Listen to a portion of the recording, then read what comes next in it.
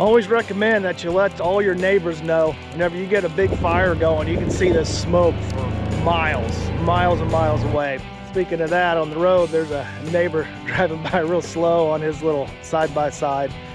So yeah, we're getting a little bit of interest, which is good, I guess. I don't know. You check the weather, the wind, humidity, just make sure everything is gonna work for us. We also get a hold of the fire marshal. We give him a heads up and just let him know. So before you light that first match, have a plan in place. Have a plan. How's the weather? Where's the wind? Where's everybody gonna be? It's a safety factor, and it also keeps your burn where it's supposed to be at. If everybody knows what's going on. Tip number 4 is a drip torch. You don't necessarily have to have a torch. You can light it with a match or with whatever. But a drip torch sure does speed things up, and besides that, it makes you look pretty cool. You may get a hold of like your local USDA office and see. Sometimes they have those available where you can use them. If not, you can get them online and buy them there. The next one is a gas blower.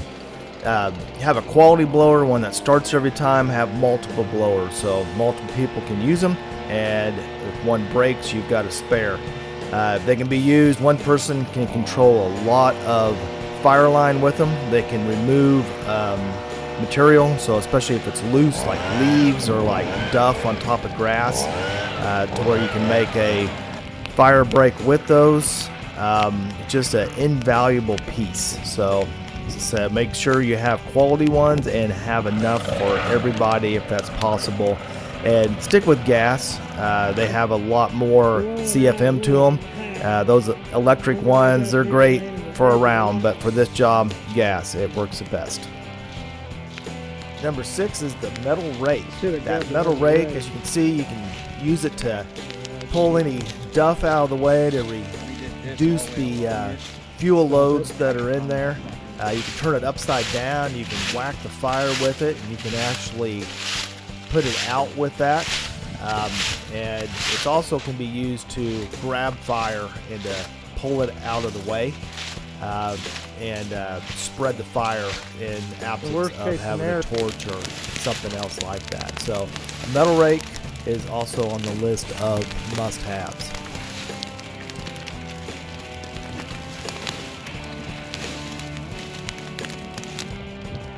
I found that an N95 mask works really good for this. You can get these at like in the pharmacy section at like stores, Walmart, places like that have these masks.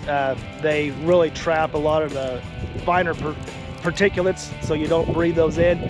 A lot of people just use like a scarf or something like that to wrap around their face, which also works. But not only does it keep away the smoke and the cinder, but it also kind of keeps a little bit of that heat off you if you're up really close, you know, on the fire, if you're up there right at the edge of the line. So it helps with that as well.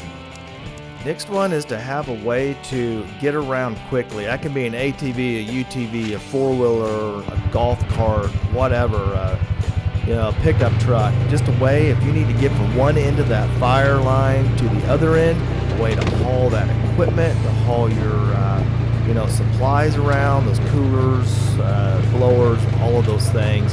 One thing to think about though is whenever you park these, always park them on a patch that's already burned or out of the way, safe, or be really close to it and able to move it, because the wind sometimes shifts, things happen. So you want to be able to get those out of the way, one of the buggies, that would be bad. Keep them from getting burned up, because that is not a good day if that were to happen. So let's see what else we got next. The bottom side is going to be a problem. The old hydration station. Making sure you got plenty to drink is important too. That fire, that wind, that heat really sucks it right out of you. So, hydration. Next one is proper clothing. Make sure that you got on a good pair of leather boots, long pants, long shirt. Sunglasses are always a good idea. A hat. Make sure that you're using material that's not going to melt.